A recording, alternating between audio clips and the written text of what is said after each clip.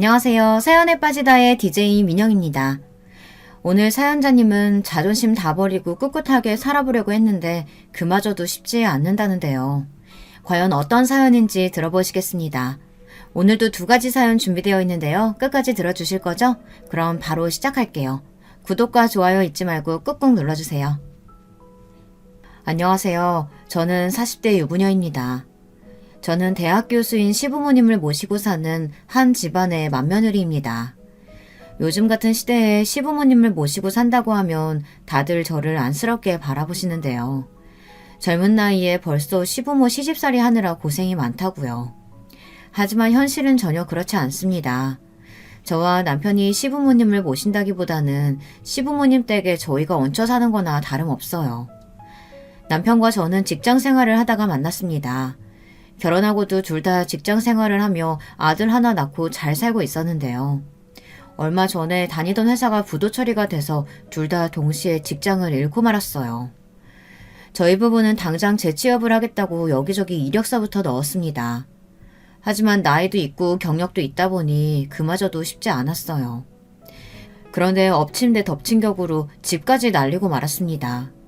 당시에 저희 부부에게 아파트가 하나 있었는데 사정이 생겨 그 아파트를 급하게 팔아야 하는 상황이 됐어요. 그래서 할 수 없이 시부모님 댁에 들어와 살게 된 거예요. 지금 당장 다른 방법이 없었던 저희 부부는 염치 없지만 감사한 마음으로 아들을 데리고 시댁에 들어갔어요. 지금 당장 급한 건 남편이나 저나 누구라도 빨리 직장을 구해야 했습니다. 저는 아침에 눈만 뜨면 여기저기 이력서를 넣느라 바쁜데 남편은 저와 달리 태평했어요. 우리 이제 나이도 있는데 지금 와서 어느 회사에서 받아주겠어. 우리 그냥 좋은 자리 잡아서 장사나 하자. 갑자기 장사는 무슨 장사야. 당신 장사해 본 적 있어? 집에서 혼자서 라면 하나 못 끓여 먹는 사람이 도대체 무슨 장사를 한다는 거야. 내가 언제 라면 장사한다고 했어? 장사야 가게만 목 좋은 자리 열어놓으면 직원들이 알아서 하는 거지. 남편은 철딱서니 없이 계속 장사를 하자고 했어요. 저는 남편 말을 대수롭지 않게 여겼습니다. 남편도 재취업이 되지 않으니 속상해서 하는 소리겠거니 했거든요. 그런데 남편은 진심이었나 봐요. 그날 이후로 계속 취직할 생각은 안 하고 장사 이야기만 꺼냈습니다. 남편은 저에게도 이력서를 그만 넣으라고 했어요.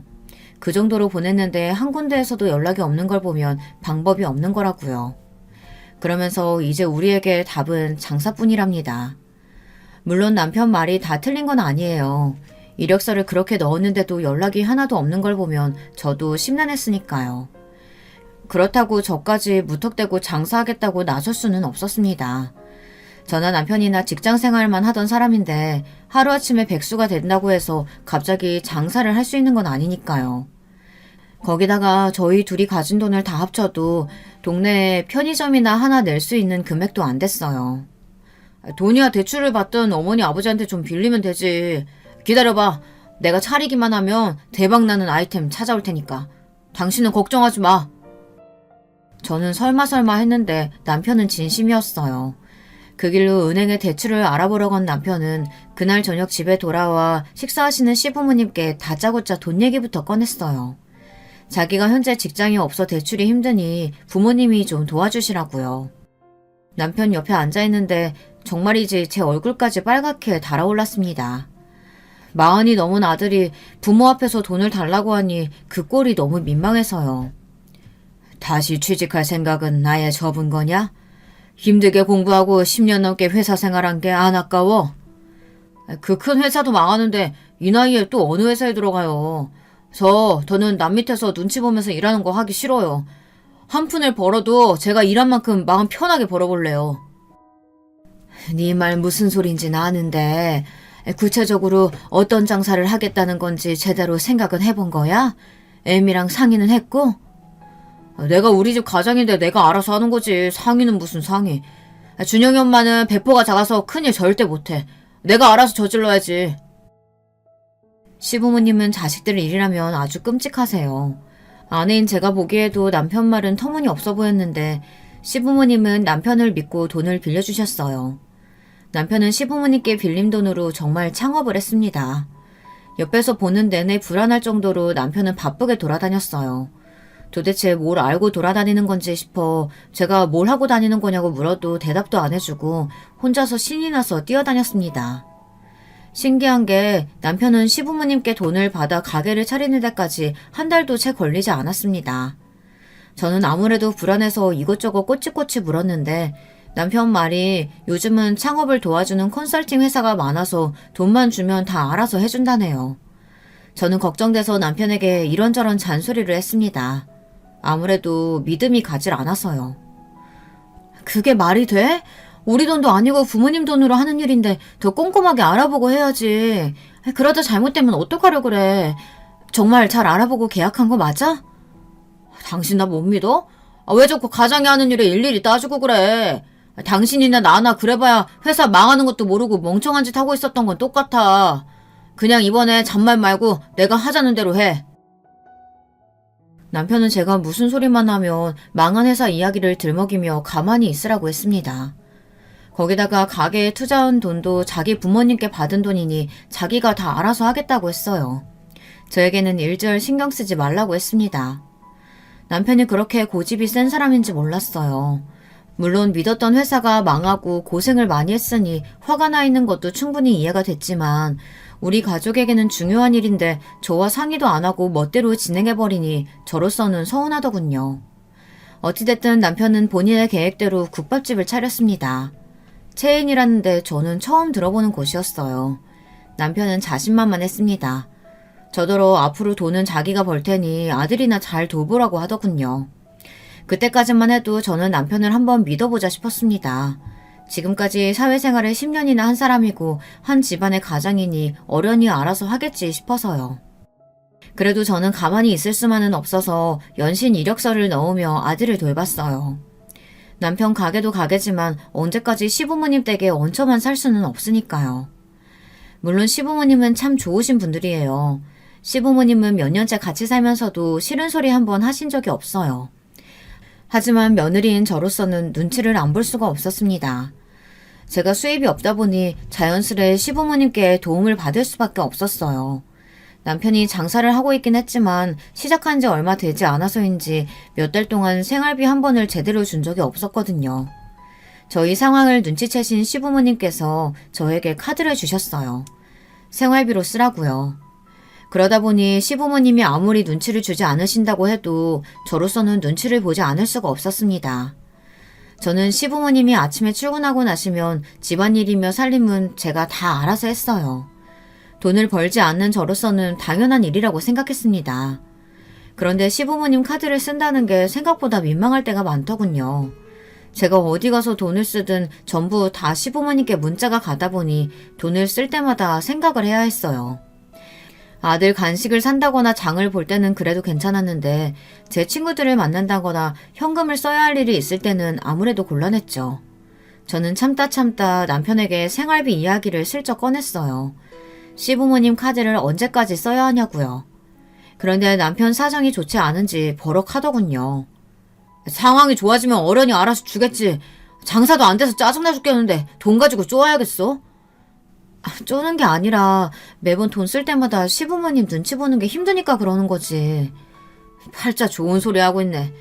당신은 그래도 부모님 카드라도 받아서 쓰잖아. 난 매일 가게 매출 신경 쓰느라 밥도 제대로 못 먹는다고. 본인이 가장이니 앞으로 돈 걱정은 하지 말라던 남편의 패기는 도대체 어디로 갔는지. 저더러 시부모님이 카드라도 줬으니 찍소리 하지 말고 받아 쓰라네요. 도대체 어쩌다 저희 부부가 이렇게 됐는지 모르겠습니다. 경제 상황도 상황이지만 부부 사이도 점점 나빠졌어요. 남편도 힘들고 바빠서 그러는 거겠지만 매일 가게 일에만 신경 쓰느라 가정에는 소홀했어요. 그전에는 그래도 쉬는 날이면 꼬박꼬박 아들과 함께 시간을 보내고는 했는데 가게를 시작하고 나서는 집에 들어오면 자기 바빴습니다. 쉬는 날에도 꼼짝도 안 하고 방에서 잠만 잤어요. 제가 몇 번 깨워서 아들과 시간을 좀 보내라고 해도 남편은 돈도 없는데 어디를 가느냐고 그냥 집에서 영화나 틀어주라고 했습니다. 저는 이대로는 안 되겠다 싶었어요. 이렇게 넋놓고 있다가는 정말 우리 가족에게 희망이 없어 보였습니다.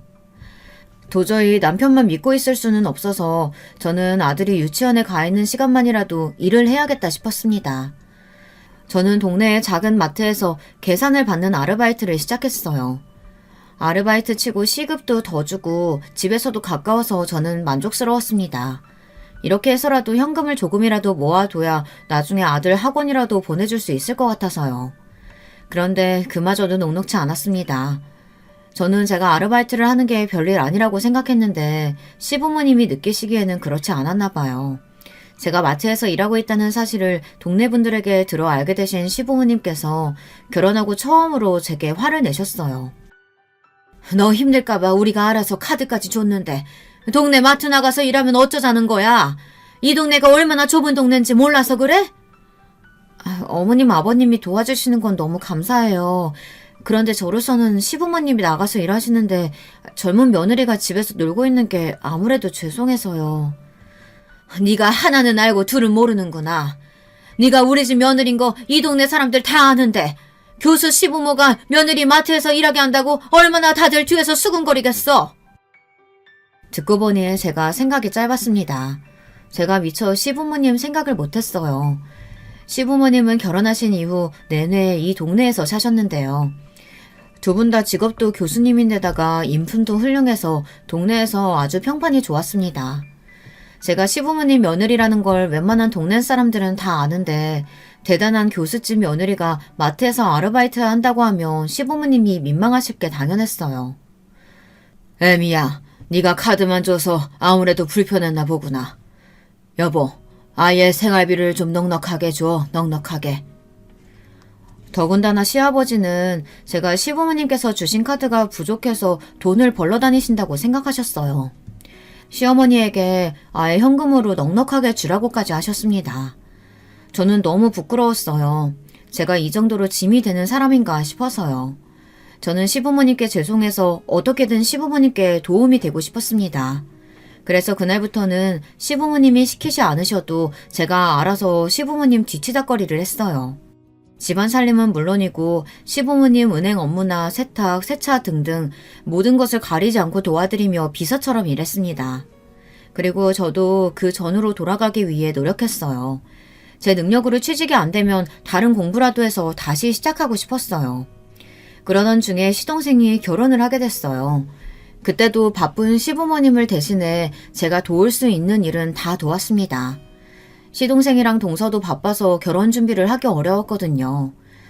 시동생은 변호사고 동서는 유명한 의류 매장 사장이에요.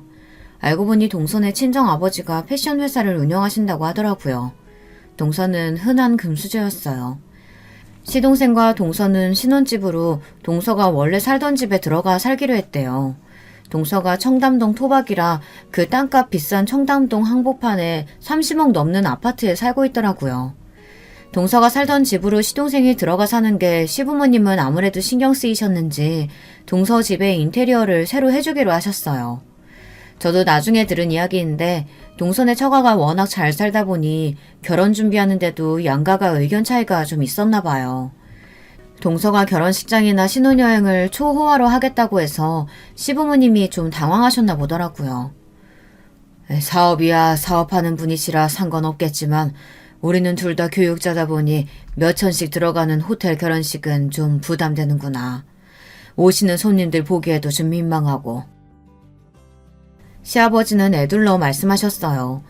시부모님이 경제적으로 여유가 없으시진 않아도 식사비로 몇 천이나 들어가는 호텔 결혼식은 부담된다고요.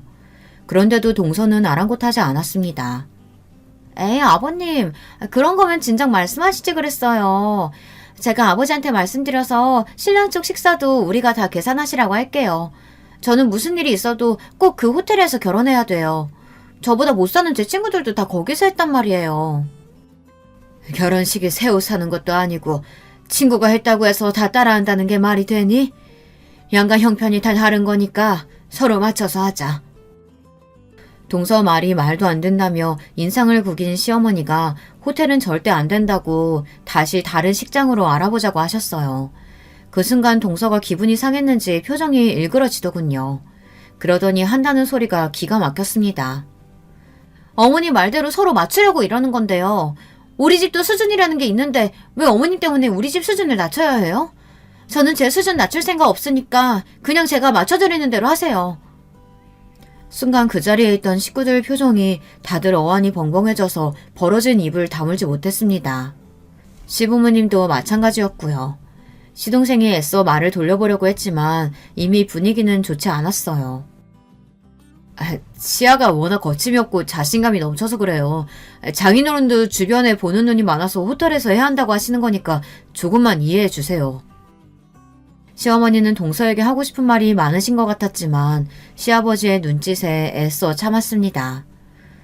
그래, 우리가 너무 우리 집 생각만 했다. 사업하시는 분은 또 나름대로 다 사정이 있으실 텐데. 그럼 너희가 말한 대로 알아서 해라. 시아버지의 힘 빠진 얼굴을 저는 그날 처음 보았어요. 제가 보기에 저희 시부모님은 누구보다 대단하시고 존경받아 마땅하신 분들이신데 동서 앞에서는 말도 제대로 못하시더군요.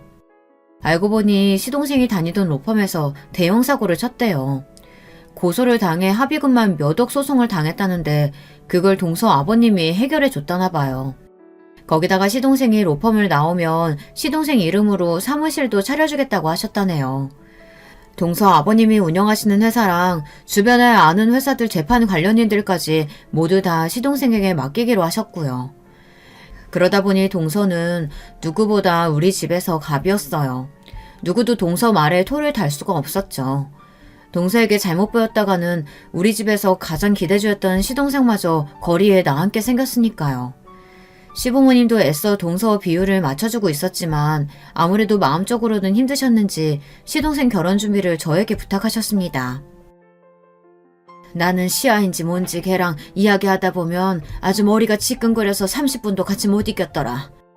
에미니가 그냥 같이 다니면서 걔가 하고 싶은 대로 다 하게 내버려둬. 시어머니는 동서와 잠시도 같이 있기 힘드시다며 동선의 인테리어 일을 저에게 맡기셨어요.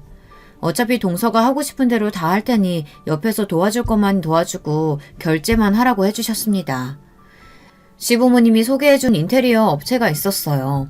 오래전부터 시부모님과 잘 아는 사이라고 하셨죠. 저는 아무래도 동서와 상의해야 할 것 같아 시동생에게 연락처를 받아 계속 동서에게 전화했습니다. 그런데 동서가 계속 전화를 받지를 않더군요. 할 수 없이 시동생에게 연락해 인테리어 상담을 해야 하니 어체 사람과 청담동 집에 들어가겠다고 했습니다. 동서에게 전해달라고요. 저는 인테리어 상담날이 되어서야 동서를 만나게 됐어요. 그런데 동서는 저를 보고도 아는 척도 안 하고 그냥 지나쳐 버리더군요. 분명 얼마 전에 시댁에서 만났는데도 말이죠. 저는 애써 미소를 지으며 먼저 동서에게 다가가 인사했습니다. 손이 동서가 될 사람이라고요. 그제야 저를 알아본 동서는 저를 신기하게 바라보더군요. 제가 여기까지 올 줄은 몰랐답니다. 어머, 인테리어 업체에서 나온 사람인 줄 알았어요. 아무리 맏며느리라도 그렇지 시동생 결혼하는데 이런 허드렛 일까지 알아봐주고 고생이 많으시네요. 근데 어떡하죠, 형님? 이쪽이 제 스타일이 아니라서 이미 다른 데로 다 결정했는데. 시부모님이 인테리어 업체는 이쪽으로 계약하라고 하셔서 이미 다 결정을 해둔 상태였어요. 동서가 제 전화를 받지 않아 아직 계약금은 보내지 않았지만 구두로 이미 결정한 상태였습니다. 그런데 동서는 이미 다른 인테리어 업자랑 계약을 했다더군요. 내가 말한 업체는 시부모님께서 몇십 년 동안 거래했던 회사예요. 이미 구두상으로 결정해둔 상태니까 이쪽에서 다시 상담 받아보는 거 어때요? 경력도 많으시고 일도 꼼꼼하게 잘하시는데. 저는 동서에게 차분하게 제 생각을 이야기했습니다. 시부모님이 큰돈 들여 인테리어 해주시는 건데 시부모님이 잘 아시는 곳에서 하는 게 맞는 것 같아서요. 그런데 동서는 요즘 아가씨라 그런지 저와 생각이 달랐습니다. 끝까지 자기가 알아본 곳에서 하고 싶다더군요. 회사가 오래됐든 일을 꼼꼼하게 하든 제가 제 눈으로 본 게 아닌데 어떻게 믿어요. 아직 계약금 낸 것도 아니라고 하셨으니까 그냥 취소하세요. 저는 무조건 제가 알아본 업체랑 할 거예요. 그러니까 지금 바로 이쪽으로 계약금 보내주시고요. 동서는 사람을 부리는 데 익숙해서인지 저를 대할 때도 묘하게 자기 아랫사람 대하듯이 했습니다. 계좌번호가 적힌 명함을 건네더니 저더러 괜한 소리 하지 말고 그냥 계약금에나 넣어주라더군요. 나머지는 본인이 알아서 다 한다고요. 형님 이제 보니까 눈치가 좀 없으시네요. 제가 전화 안 받는 것도 제가 살 집이니까 제가 다 알아서 하겠다는 뜻이었는데 그걸 못 알아들으시고 굳이 여기까지 찾아와서 그 촌스러운 업체에서 하라고 하시는 걸 보면 좀 답답하시네요. 동서는 사람 말문을 턱턱 막히게 하는 재주가 있었습니다. 얼마나 말을 쌀쌀 맞고 재수없게 하는지 할 말이 없게 만들어버렸죠. 동서와는 그 이후로도 많은 일이 있었습니다. 결혼식을 할 때까지 돈이 들어가는 일은 시부모님을 대신해서 제가 다 따라다니면서 결제하곤 했어요. 시동생도 새로 사무실을 차리느라 정신없이 바빴거든요. 그래서인지 동서 심기가 좋지 않았어요. 예물을 고르거나 드레스를 고를 때마다 시동생이 나타나질 않으니 시동생에게 전화해서 화를 냈습니다. 무슨 대단한 일 한다고 결혼 준비하는데 신랑이 안 나타나고 형수를 보내. 이게 말이 돼? 예물이든 드레스든 한두 군데 보는 거면 나도 다 따라다니지. 벌써 대여섯 군데 보고 다니는데 일하는 사람이 그걸 다 어떻게 따라다녀. 항상 잘 참았던 시동생도 그날은 참기 힘들었는지 결국은 화를 내더군요. 제가 보기에도 동서가 심하긴 심했어요. 예물이며 드레스며 처음엔 시동생도 다 같이 다녔는데 한 달 내내 결정을 안 하고 구경만 다니고 있으니 매번 시간을 낼 수가 없었죠. 그래서 제가 따라 나오기도 한 거고요. 자기, 말 그따위로 할 거야? 인생에 한 번뿐인 결혼식인데 신중하게 생각하고 골라야지. 그리고 자기 사무실도 우리 아빠가 해준 거잖아. 그럼 내가 자기 상사나 다름없는 건데 내가 시키는 대로 해야지. 동서는 정말 막무가내였습니다. 공주님도 이런 공주님이 없었어요. 아무리 중요해도 한두 번이지 한 달 내내 일을 뺄 수는 없잖아.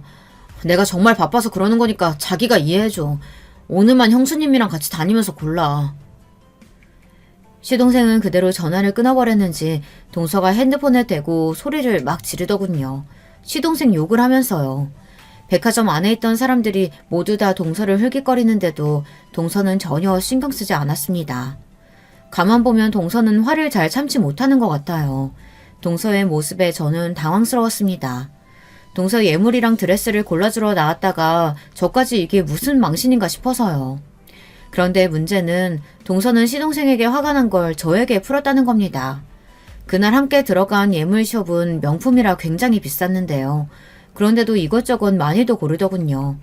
저도 가진 건 없지만 안목은 좀 있는 편이에요. 그래서 시어머니도 동서와 시동생 결혼식에 저를 믿고 일을 맡겨주신 거고요. 저는 동서가 고른 예물들을 보면서 동서에게 더 어울릴 만한 디자인을 골라줬어요. 그런데 매장 점원이 눈이 휘둥그레지면서 저에게 보는 안목이 있다고 칭찬했습니다. 요즘 제일 잘 나가는 거라고요. 그런데 그 말에 동서 눈빛이 싹 변하더군요. 그러더니 심술이라도 부리듯 잔뜩 골라놓은 예물을 다 하겠다며 저더러 계산을 하라네요. 저는 직원이 말한 금액을 듣고 너무 놀랐어요. 시부모님이 정한 예산보다 2배나 더 비쌌습니다. 저는 예산보다 너무 많이 산 것 같다고 동생에게 이야기하고 시부모님께 연락을 드리고 오겠다고 했습니다. 그러자 동서가 팔짱을 끼더니 콧방귀를 끼더군요. 정말 교수 집안이라더니 왜 이렇게 구질구질해? 그거 얼마나 한다고 일일이 다 허락받고 결제해야 되는 거예요? 동서, 아무리 우리끼리 있어도 그렇지 말이 너무 지나친 거 아니야? 시부모님한테 구질구질하다니. 동서는 솔직하고 거침없는 게 아니라 그냥 개념 없는 싸가지였습니다. 이 정도면 못 배워도 너무 못 배워 먹은 거였어요. 뭐야, 인연이 지금 나한테 소리 지른 거야? 내가 형님이라고 불러주니까 진짜 자기가 내 형님이라도 되는 줄 아나. 야, 너 직장도 잘려서 집도 날리고 시댁에 들어가서 빌부터 사는 거라며. 그런 주제에 어디서 훈계질이야. 저는 순간 제 두 귀를 의심했습니다. 동서가 정말 저에게 하는 말이 맞나 싶어서요. 동서는 백화점 명품관 앞에서 저에게 삿대질을 하며 쏘아붙였습니다. 저는 너무 놀라서 동서에게 한마디도 못하고 그대로 집에 왔어요. 얼마나 놀랐는지 집에 올 때까지도 손이 덜덜 떨렸습니다. 동서는 저보다 10살이 어려요. 새까맣게 어린 친구가 자기한테 소리 좀 질렀다고 저더러 소리를 지르며 막말을 하는데 정말 어떻게 해야 할 줄 모르겠더라고요. 그런데 그날 저녁 더 당황스러운 일이 생겼습니다. 친구들과 저녁을 먹는데 시동생이 씩씩거리며 집에 들어왔어요. 그러더니 저를 부르며 주방으로 들어오더군요. 형수, 도대체 우리 씨한테 뭘 어떻게 한 거예요? 시아가 다시는 형수 얼굴 보고 싶지 않다고 앞으로 형수랑 마주치게 하면 나랑 결혼 안 한대요. 오늘 백화점에서 뭘 어떻게 하셨길래 그래요? 적반하장도 유분수지. 동서는 형님인 저에게 반말까지 하며 지랄을 해놓고 저에게 사과는 하지 못할 망정 시동생에게 저 때문에 결혼을 못하겠다고 했다네요. 저는 너무 억울해서 시부모님과 남편 그리고 시동생에게 그날 백화점에서 있었던 일을 다 이야기했어요. 저는 정말 토시 하나 안 빼먹고 있었던 그대로 이야기했습니다. 동서가 저에게 욕을 하며 소리를 지른 것까지 모두 다요. 아유, 정말 시아게는 도대체 가정교육을 어떻게 받은 거니? 정신이 있는 애야 없는 애야? 너 정말 걔랑 결혼할 생각이야? 다행히도 시어머니는 제 편을 들어주셨습니다. 안 그래도 동서가 마음에 안 드셨으니 이 기회에 결혼을 다시 생각해보는 게 어떠냐고요. 그런데 그때 시동생이 난리가 났습니다. 시아 없으면 나 앞으로 어떻게 살라고요? 어머니 아버지가 제 변호사 사무실 차려주실 수 있어요? 무조건 승소할 만한 사건 물어다 주실 수 있냐고요. 저 도와주실 거 아니면 방해는 하지 마세요. 시아는 저한테 지금 마지막 동아줄이에요. 저는 무조건 시아랑 결혼할 거니까 형수님 지금 당장 시아한테 연락해서 제대로 사과하세요. 안 그러면 제 결혼식에 형수 자리는 없어요. 아니 이 녀석이 부모 앞에서 못하는 소리가 없어. 너야말로 지금 당장 형수한테 사과 안 해? 시부모님은 모두 제 편을 드시며 시동생을 나무랐지만 시동생은 저에게 사과할 생각이 없었습니다. 끝까지 저더러 동서에게 연락해 사과하라고 했어요. 거기다가 더 서러웠던 건 남편의 태도였습니다. 시동생이 돌아가고 밤이 되자 저더러 동서에게 연락을 하라고 하더군요. 빨리 연락해서 잘못했다고 실수였다고 말하래요. 저는 어이가 없어서 내가 잘못한 게 없는데 왜 사과를 해야 하냐고 남편에게 따졌어요. 그러자 남편이 하는 말이 기가 차더군요. 당신은 도대체 누구 남편이야? 당신이 능력도 없고 못나서 내가 시댁에 얹혀 사니까 동서가 나까지 무시하면서 막대하는 건데 당신은 나한테 미안하지도 않아? 미안하긴 뭐가 미안해. 당신이 나한테 미안해야지. 당신은 재수씨 보고도 느끼는 게 없어? 친정이 잘 사니까 시댁에도 떵떵거리고 자기 하고 싶은 말도 다 하고 사는 거잖아. 당신이 능력이 없어서 무시당하는 걸 왜 나한테 떠넘기냐고. 암튼 나는 실패했어도 내 동생이라도 좋은 처가 만나서 성공해야 나한테 콩고물이라도 있으니까 당장 재수씨한테 전화해서 사과해. 빨리! 저는 정말 수치스러웠습니다. 남편에게 저런 소리까지 듣고 제가 더 남편과 살아야 하나 싶었죠. 그 순간만큼은 정말 이혼이 절실했습니다. 저는 정말 구체적으로 이혼을 생각했어요. 그런데 그날 밤 곤히 잠든 아들 얼굴을 보는데 한숨이 절로 나오더군요. 남편과 이혼하게 되면 어떻게 살아야 하나 막막했어요. 동서처럼 비빌 친정이 있는 것도 아니고 제 능력이 있는 것도 아닌데 아무것도 없이 아들만 데리고 덜렁 이 집을 나가면 지금 당장 제가 어떻게 살 수 있나 싶어서요.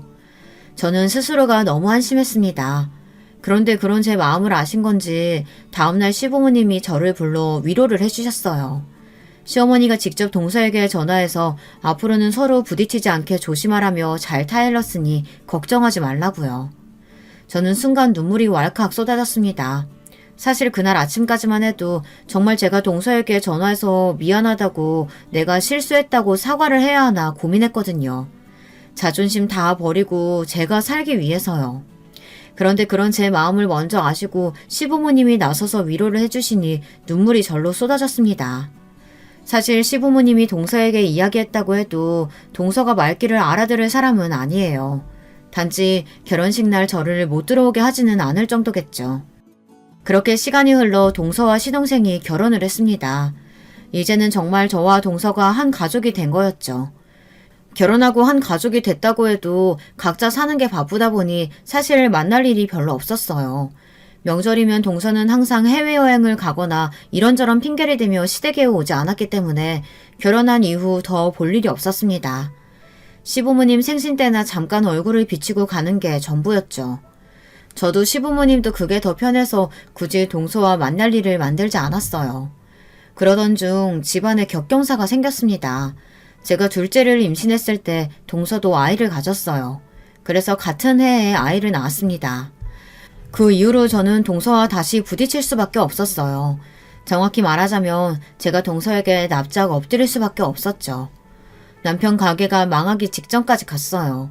남편이 전화 시부모님께 말하지 않아서 몰랐는데 알고 보니 남편이 시동생에게 빌린 돈이 어마어마하더군요. 사실 정확하게 말하자면 그 돈은 시동생 돈이 아니라 동서 돈이었죠. 시동생에게 1억 가까이 빌려놓고도 남편 가게 재정이 회복되질 않아서 가게를 내놔야 할 지경까지 갔습니다. 남편도 정말 생각이 없는 게 일이 그 지경까지 됐으면 전화 시부모님께 먼저 말했어야지 그런 중요한 이야기를 동서에게 먼저 듣게 했습니다. 그날은 저희 둘째 돌잔치 날이었어요. 첫째 때와 똑같이 집에서 식구들만 불러 간소하게 잔치를 했습니다. 그런데 웬일로 동서가 일찍 왔더군요. 원래 동서는 집안 행사에 항상 주인공처럼 마지막에 등장해 돈봉투만 건네고 사라지거든요. 그런데 그날은 저에게 할 말이 있어서 일찍 온 거였어요. 정확하게 말하자면 저를 가지고 놀고 싶어서 일찍 온 거죠. 주방에서 바쁘게 상을 차리고 있는데 동서가 불쑥 들어오더니 저에게 봉투를 건네더군요. 조카 돌 축하한다면서요. 저는 좋은 날이니 애써 웃으며 고맙다며 봉투를 받았습니다. 그런데 이상한 게 봉투가 좀 가벼웠어요. 마치 안에 아무것도 들어있지 않은 것처럼요. 제 예상이 맞았습니다. 봉투엔 아무것도 들어있지 않았어요. 저는 동서가 실수로 다른 봉투를 건넨 건가 싶어 봉투를 동서에게 보여줬습니다. 안에 아무것도 안 들어있다고요. 그러자 동서가 소리까지 내며 신나서 웃더군요. 맞아요, 빈봉투. 형님이랑 아주버님이 빌린 돈도 하도 안 갚으시길래 봉투 살 돈도 없으신가 해서 제가 봉투 준비했어요. 그 봉투에다가 빌린 돈 좀 빨리 넣어서 갚아주세요. 순간 저는 놀라서 눈이 휘둥그레졌습니다. 동서가 도대체 무슨 소리를 하나 해서요. 뭐야, 쌤아 몰랐어요? 아주버님이 우리 그이한테 돈 빌려갔어요. 아주버님 가게 망하기 직전이라고 도와달라고 사정을 하시더라고요. 어쩜 살 비비고 같이 사는 부부가 그런 중요한 것도 몰라요? 아주버님도 진짜 대책 없다. 동서는 뭐가 그렇게 재밌는지 연신 손바닥을 치며 웃어댔어요. 저는 어쨌든 제 남편이 잘못한 일이니 미안하다고 사과했습니다. 남편과 이야기해보고 돈 준비되는 대로 갚겠다고요. 그런데 그때 동서가 제게 말도 안 되는 소리를 했습니다. 형님은 참 긍정적이시네요. 아주버님이 저한테 가져간 돈이 1억이 넘어요. 그 돈이면 가게 팔아도 못 갚는데 형님이 무슨 수로 갚으려고요? 동서는 제가 갚을 능력이 없다는 걸 알면서도 저를 가지고 놀고 있었어요. 저는 애써 참으며 빌린 돈인데 당연히 어떻게 해서는 갚겠다고 했습니다. 걱정하지 말라고요. 그러자 동서가 피식 웃더니 저에게 다가와 한 가지 제안을 했습니다. 1억이 형님한테나 큰 돈이지 사실 저한테는 그렇게 큰 돈도 아니에요. 형님이 저 도와주시기만 하면 제가 그 빚 아예 없던 걸로 해드릴 수도 있어요. 어때요? 괜찮은 제안이죠? 저는 동서의 음흉한 눈빛에 이게 또 뭘 어떻게 할 생각인가 의심됐어요. 평소 동서의 행실로 보면 저를 도와주겠다고 하는 제안일 리 없으니까요. 그런데 동서가 제게 제안한 일은 생각보다 별로 이상하지는 않았어요.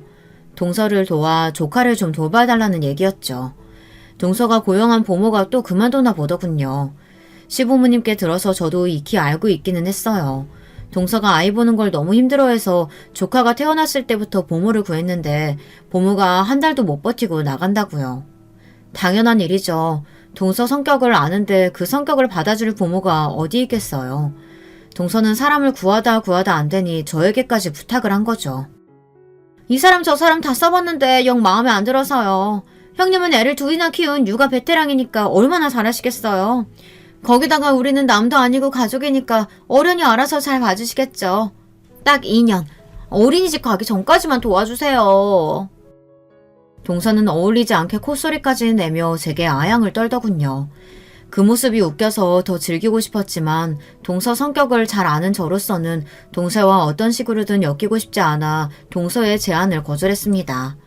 돈도 돈이지만 제 아이들이 있어 보모까지 해주기는 어렵다고요. 그러자 동서 표정이 싹 변했습니다.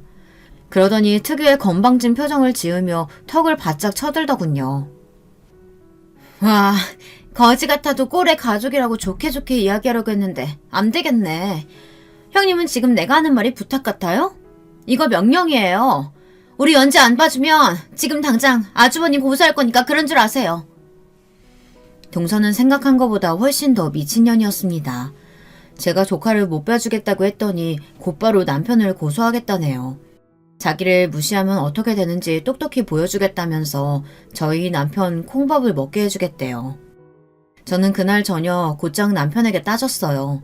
도대체 일을 어떻게 하길래 동서에게 빚을 1억이나 졌냐고요. 그러자 남편이 축 처진 어깨로 제 앞에 무릎을 꿇었습니다. 알고 보니 가게가 안 돼서 빚을 진 게 아니었어요. 그래도 국밥집이 전보다 입소문을 타서 그런 대로 장사는 된답니다. 그래서 저에게 생활비도 줄 생각이었대요. 그런데 이 철딱선이 없는 인간이 손에 돈이 좀 쥐어지니 헛짓을 한 겁니다. 남편은 저 모르게 주식이랑 비트코인에 돈을 어마어마하게 잃었대요.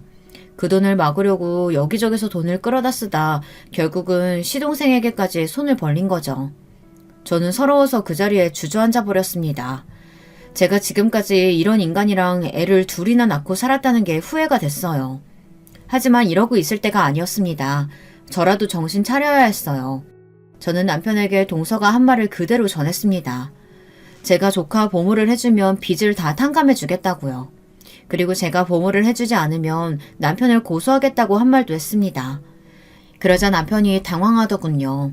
동서에게 고소당하면 콩밥 먹는 게 아니냐고 울먹이면서요.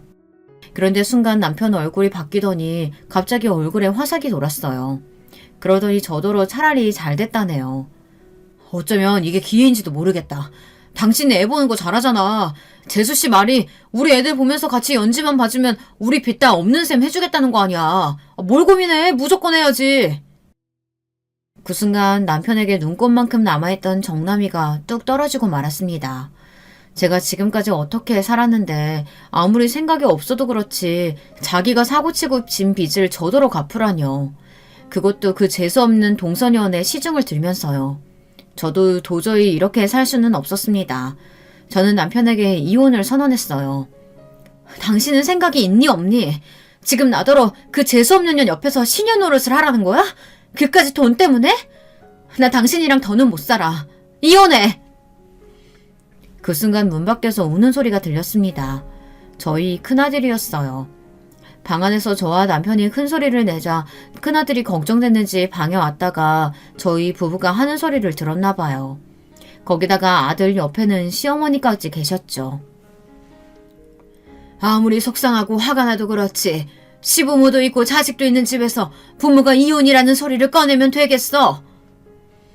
언제나 제 편이었던 시어머니마저 속상하신지 저를 한번 쏘아보고는 우는 아들을 데리고 방을 나가버렸습니다. 그 와중에 제 남편은 제 속도 모르고 또 제 탓을 했어요. 아이고, 자식이 둘이나 있는 여자가 애들 앞에서 못하는 소리가 없어. 그리고 당신 주제에 지금 나랑 이혼하면 살 방법이나 있어? 그나마 나랑 사니까 교수 며느리 소리라도 듣는 거야. 암튼 팔자 좋은 줄도 모르고 염치도 없이. 잔말 말고 내일부터 당장 재수씨네 가서 연지나 봐줘. 저는 남편이 무슨 소리를 하든 귀에 들어오지 않았습니다. 단지 조금 전 방문을 열고 울면서 저를 바라보던 아들 얼굴만 떠올랐어요. 아들에게 너무 미안했습니다. 평소 씩씩해서 넘어져도 울지 않는 아이인데 엄마 아빠가 싸우고 이혼한다는 소리를 들었으니 얼마나 무섭고 속상할까 싶어서요. 다음날 저는 첫째를 유치원에 보내고 둘째를 데리고 동서네 집에 갔습니다. 저를 위해서가 아니라 제 아이들을 위해 동서의 제안을 받아들이기로 했어요. 남편도 제가 조카를 봐주고 빚을 정리하면 앞으로는 절대 주식이든 비트코인이든 손에 대지 않겠다고 약속했거든요. 사실 남편을 믿는 건 아니지만 저는 제 자식들을 위해 다시 한번 살아보기로 했습니다. 남편 말대로 제가 지금 당장 이혼하면 아들 둘 데리고 갈 곳도 없으니까요. 저는 제 거지 같은 팔자를 탓하며 동선의 집에서 조카를 보기 시작했습니다. 사실 동선의 집에서 조카를 보며 일일이 다 말할 수도 없을 정도로 모진 취급을 받으며 일했습니다. 저도 어차피 돈을 갚겠다는 마음 먹고 온 거 웬만한 건 다 꾹 참았습니다. 조카 보는 거 가지고 이거 먹여라 이거 입혀라 잔소리하는 건 다 참을 수 있었어요. 그런데 은근히 제 아들과 차별을 두고 키우라는 식으로 이야기하는 건 못 참겠더라고요. 한 번은 제 아들이 놀다 속이 안 좋아서 이유식 먹을 거를 옷에 다 토했는데요.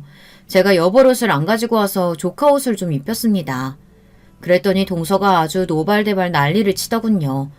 저는 옷이 아까워서 일어나 싶어 제가 오늘만 입고 빨아다 가져다 주겠다고 했어요. 그러자 동서는 기가 막힌다는 듯 코웃음을 쳤어요. 아 진짜 비싼 건데 옷 다 버렸네. 그거 그냥 가져가서 준우 입혀요. 준우 입던 걸 우리 연지를 어떻게 다시 입혀요? 저는 동서가 한 말을 곱씹으며 생각했습니다. 도대체 무슨 뜻으로 하는 소리인가 싶어서요. 그런데 동서 말은 제 아들이 입은 옷은 절대 자기 딸한테 다시 입힐 수 없다는 소리였어요. 마치 오염이라도 된 것처럼 가져다 입히고 버리라는 이야기였습니다. 그뿐만이 아니었어요. 먹는 것도 제 아들이 먹는 간식이나 이유식을 조카한테 같이 먹으려고 하면 난리를 쳤습니다. 자기 딸이 먹는 건 따로 있으니 절대 같이 먹이지 말라고 했어요. 순간순간 다 때려치우고 뛰쳐나가고 싶을 때가 한두 번이 아니었지만 참아야 했습니다. 동서와 계약한 기간이 아직 1년이나 남았으니까요. 1년만 꾹 참으면 빚도 다 사라지고 저는 자유였어요. 그런데 그 1년이 마치 10년처럼 길게 느껴졌습니다. 동서는 겪으면 겪을수록 제정신이 아니었어요. 가만 보면 동서는 명품에 미친 사람 같았습니다. 제가 동서 집에 1년 가까이 왔다 갔다 했는데 의류 매장을 운영한다는 소리만 들었지 실질적으로 일하러 나가는 건 본 적이 한 번도 없어요. 매일 집구석에서 잠만 자고 핸드폰만 하다 오후 되면 출근하듯 백화점에 갔습니다. 처음에는 자기 혼자 다니더니만 언제부턴가는 심심한지 자꾸만 저를 끌고 가더군요. 해보신 분들은 아시겠지만 애 둘 데리고 백화점에 가기란 여간 힘든 게 아니에요. 저는 유모차에 조카를 태우고 등에 제 아들을 아기띠로 업고 매일같이 동서를 따라다녔습니다. 동서는 밥도 안 먹고 4-5시간을 쇼핑만 했어요. 저는 동서 옆을 졸졸 따라다니면서 동서가 산 물건들까지 다 들고 짐꾼 노릇을 해야 했습니다. 거기다가 틈틈이 아이들 기저귀도 갈고 이유식까지 먹여야 했어요. 한 번은 저희 아들이 응가를 해서 기저귀를 갈아야 하는데 동서가 자기가 옷을 고를 때까지 기다리라고 해서 아들 엉덩이에 습진이 생긴 적까지 있었어요. 그 이후로는 제 아들이랑 조카를 둘 다 유모차에 태우려고 쌍둥이 유모차를 구매하려고 했는데 동서가 그건 절대로 안 된다고 하더군요. 아 정말 생각이 있어 없어? 준우랑 우리 연지가 쌍둥이도 아닌데 왜 쌍둥이 유모차를 태워? 사람들이 둘이 형제를 오해하면 어떡하라고? 언제부턴가는 동서가 저에게 반말을 하기 시작했어요. 제가 기분이 상해서 왜 말을 놓냐고 하면 동서는 정색하면서 저에게 서운하다고 했어요. 어머, 우리가 같이 한 세월이 얼만데 형님이 꼭 우리 언니 같아서 하는 소린데 서운하게 왜 그래? 동서는 이길 수가 없었어요. 제가 조금만 표정이 달라지고 원성을 내면 금세 아양을 떨며 옷이며 가방 같은 걸 하나씩 사줬어요. 그러다가 제가 좀 말을 잘 들어주면 금세 또 지랄지랄 재수없게 굴었죠. 저는 하루빨리 시간이 후다닥 지나서 1년이 지나기만을 바랬습니다. 그런데 그러던 어느 날이었어요. 일이 터지고 말았습니다. 그날도 애들을 데리고 동서와 백화점에 갔는데 그날따라 조카 연지가 몸이 안 좋은지 많이 보챘어요. 알고 보니 새벽에 연지가 열이 나서 동서가 한숨도 못 잤다고 짜증을 내더라고요. 아 밤새 애 보느라 짜증나서 혼났네. 오늘 스트레스 풀려고 나온 거니까 잔말 말고 잘 쫓아와요. 동서는 잠을 못 자서 그런지 평소보다 훨씬 더 까칠했습니다. 물건도 더 많이 사고요. 반면 저는 혹시나 연지가 열이 나는 게 아닌가 신경 쓰여 연신 이마를 만졌습니다. 그런데 그럴 때마다 동서가 저에게 소리를 쳤어요. 왜 자꾸 더러운 손으로 애 머리를 만지냐고요. 저는 연지가 열이 나는 것 같아 신경이 쓰여서 그런다고 했습니다. 그러자 동서는 말도 안 되는 소리 하지 말고 집이나 들으라며 저에게 쇼핑백을 건넸어요. 그런데 그 순간 동서가 한 번에 너무 많은 쇼핑백을 저에게 건네서 그만 제가 들고 있던 동서 가방을 바닥에 떨어뜨리고 말았습니다. 동서가 평소 제일 아끼던 샤넬백이었어요. 그때 동서가 갑자기 제 어깨를 세게 밀쳤어요. 뭐 하는 짓이냐고요. 그러더니 동서는 넘지 말아야 할 선을 넘고 말았습니다. 아 정말 이년아 정신 똑바로 안 차려? 이 가방 얼마짜린 줄 알아? 너 팔아도 못 사. 순간 저는 너무 놀라서 넋이 다 나갔습니다. 지금까지 동서에게 별의별 소리를 다 들었지만 또 욕을 듣게 될 줄은 몰랐으니까요. 그런데 그때였어요. 사모님 오랜만에 뵙습니다. 왜 이렇게 오랜만에 오셨어요? 제가 차 한잔 대접할게요. VIP실로 지금 당장 모시겠습니다. 저를 알아본 백화점 상무에게 동서는 말도 안 되는 소리를 한다며 사람 잘못 본 거라고 웃었어요. 제가 사모님을 왜 몰라 뵙겠어요. 몇 년 전까지 우리 백화점 최고 VIP 고객님이신데. 네? 그게 도대체 무슨... 맞습니다. 사실은 제가 몇 년 전까지만 해도 이 백화점에 살다시피 한 VIP 고객이 맞아요. 사실 저와 남편이 다녔던 반도체 회사는 이름만 들어도 아는 기업이에요. 그 기업이 바로 저희 친정아버지가 운영했던 회사입니다. 아버지가 중국 시장 쪽으로 사업을 확장하시다가 무리하시는 바람에 잘못돼서 갑자기 망해버렸어요. 아무리 잘 나가던 사람도 망하는 건 한순간이더군요. 그 일로 친정엄마는 정신줄을 놓으셔 정신병원에 들어가셨고 아버지는 연락두절 상태예요. 그래서 당시에 급한 돈을 메꾸느라 결혼할 때 아버지가 사준 아파트까지 판 거고요. 시댁에서도 많이 도와주셨습니다. 친정 사정을 아시는 시부모님은 일절 저에게 그때 일을 이야기하지 않으십니다. 그 일로 저희 친정이 얼마나 fun비박산 났는지 누구보다 잘 아시니까요. 그래서 동서나 시동생에게 말하지 않았던 거고요. 제가 고객님 덕분에 상무 승진된 거잖아요. 항상 감사하게 생각하고 있어요. 한번 뵈면 꼭 은혜 갚으려고 했는데 이렇게 뵙네요. 이거 백화점 VIP 라운지 이용권인데 언제든 놀러 오세요. 어머, 이 라운지 이용권 그렇게 갖고 싶어도 나도 못 받은 건데. 동서가 철딱서니가 없긴 없어요. 그 와중에 제 덕분에 라운지 이용권이 생겼다고 좋아하면서 저를 보는 눈빛이 달라지더군요.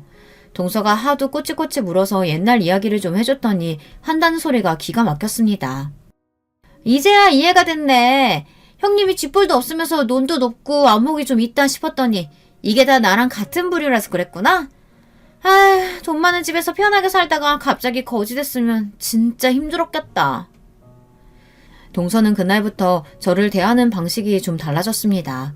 갑자기 저를 불쌍하게 여기며 정말 언니처럼 대했어요. 전처럼 막대하지도 않고 재수없게 굴지도 않아요. 거기다가 라운지에 올라갈 때마다 제 덕분이라고 팔짱까지 꼈습니다. 가장 달라진 건 백화점에 갈 때 조카 유모차를 본인이 끈다는 겁니다. 하지만 이제는 제가 달라졌어요. 동서에게 더는 조카를 보지 않겠다고 했습니다. 제가 잘못 생각했어요. 백화점 상무님이 된 직원을 만나고 나니 예전에 당당했던 제 모습이 떠올랐습니다. 그때 제가 돈이 많아서 당당했던 것만은 아니었어요. 저는 동서랑은 다른 사람입니다. 저는 돈이 있든 없든 정직하고 올바르게 살아온 사람이에요. 돈 좀 없다고 해서 동서 앞에서 처량하게 살 사람이 아니라는 거죠. 더는 동서네 집에 안 올 거니까 내 남편 고소할 거면 고소해. 동서가 무슨 짓을 해도 더는 동서 시녀 노릇 안 할 거니까. 그날 이후 저는 동서가 당연히 남편을 고소하고 치사하게 나올 줄 알았어요. 그런데 웬일로 동서는 그냥 넘어갔습니다. 그때 백화점에서 받은 VIP 라운지 이용권만 넘기면 그냥 넘어가 주겠다고 하더군요. 동서도 이제 슬슬 철이 드나 봐요. 저는 요즘 나름대로 잘 지내고 있습니다. 남편도 똑같고 동서도 똑같지만 제 마음이 달라졌어요. 가진 건 없지만 예전의 저로 돌아왔습니다. 당당하고 올바르게 살아가고 있고요. 그리고 다시 이력서도 넣고 있습니다. 아직 연락이 오는 것은 없지만 그래도 포기하지 않고 다시 취업에 성공할 거예요. 여러분이 이런 저를 응원해주세요. 취직도 될 거고 다시 돈도 모아 아이들과 살 집도 구하게 될 거라고요. 지금까지 저희 이야기 들어주셔서 감사합니다. 여러분들도 젊은 날에 당당했던 본인의 모습을 되찾을 수 있기를 바라겠습니다. 여러분, 두 번째 사연 시작하기 전에 좋아요, 구독 꼭 눌러주실 거죠? 그럼 두 번째 사연 바로 시작합니다. 안녕하세요. 저는 경기도에 살고 있는 30대 초반 여자입니다. 결혼을 일찍 한 편이라 벌써 결혼한 지도 5년이 됐네요. 하지만 요즘 5년간의 결혼 생활을 이제 끝내야 하나 말아야 하나 결정해야 하는 기로에 서 있어서 너무 갑갑한 마음에 사연을 신청하게 됐습니다. 남편과 저는 대학교 시절 만났습니다. 학교 선배였던 남편과 우연히 친해졌고 성격이 잘 맞아서 금방 사귀게 됐습니다. 졸업 후 저는 전공과 관련된 회사에 바로 취업을 해서 일을 시작했습니다. 남편은 저와 달리 졸업 후 바로 취업하지 않고 공무원 시험을 본다며 매일매일 독서실에 틀어박혀 공부를 하는 수험생이 됐습니다. 자기 성격에 치열한 경쟁 사회에서는 살고 싶지 않다며 자기는 정년이 보장되고 경쟁 없이 편하게 일할 수 있는 공무원이 되고 싶다면서요. 사실 공무원이 편하게 일하는진 잘 모르겠지만 본인 생각에 그게 적성에 맞을 것 같다고 하니 저는 묵묵히 응원하고 기다렸습니다. 사실 남편이 학교 다닐 때에도 공부를 나름 잘하는 편이었고 차분하게 책상에 오래 앉아있는 스타일이라 정말 열심히 한다면 합격할 수 있을 것 같았어요. 공무원 시험 준비를 한 첫 해의 시험은 떨어졌습니다. 공부 기간이 짧았으니 어쩔 수 없는 결과라고 생각했어요. 남편은 너무 실망했지만 최대한 제 나름대로 기운 내라고 맛있는 것도 사 먹이고 위로를 해줬습니다.